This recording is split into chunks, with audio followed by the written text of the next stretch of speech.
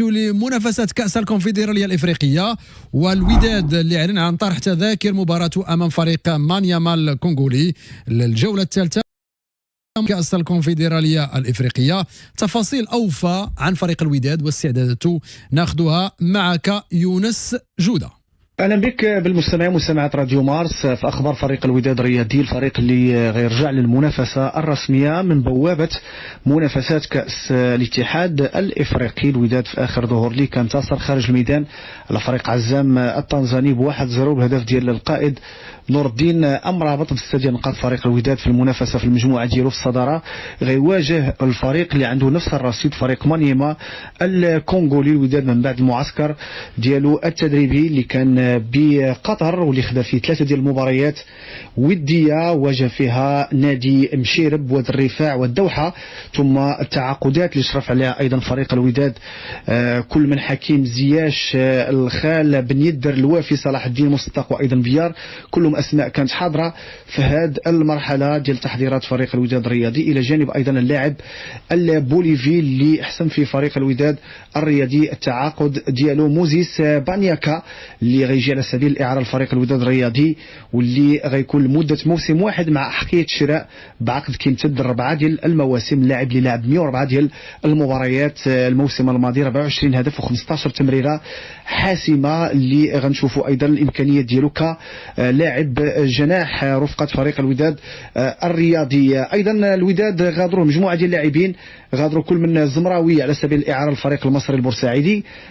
عزيز كي الدولي البوركينابي اللي شرى العقد ديالو من فريق الاتحاد الليبي، وبالرغم من تجربه قصيره مع فريق الوداد الرياضي فقدر يعني يجيب اوفر او لا عرض مهم لفريق الوداد الرياضي، واللي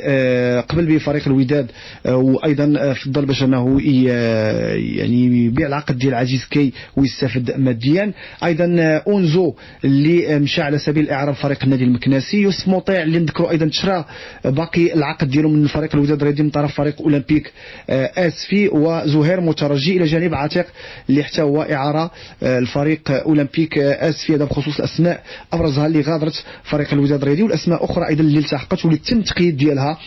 محليا وايضا على المستوى القاري ديال الاسماء اللي جات في الميركاتو الشتوي. محمد امين بن هاشم من بعد المعسكر فكانت راحه من بعد ما رجعوا للتدريب حصه تدريبيه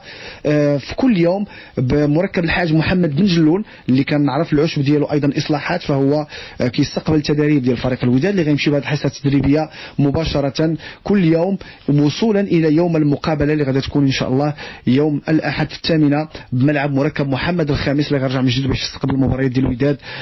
القاريه. المقابله ايضا تم طرح تذاكر ديالها وهي معروفه بطبيعه الحال في الموقع الرسمي للتذاكر وداد تيكيتينغ بويما، واللي يمكن ايضا نقاط السحب اللي اطلعوا عليها الجمهور فريق الوداد في الصفحه الرسميه لنادي فريق الوداد الرياضي من اجل سحب التذاكر ديالهم. اذا الوداد صحه جيده، ايضا اللاعبين كانوا مصابين قبل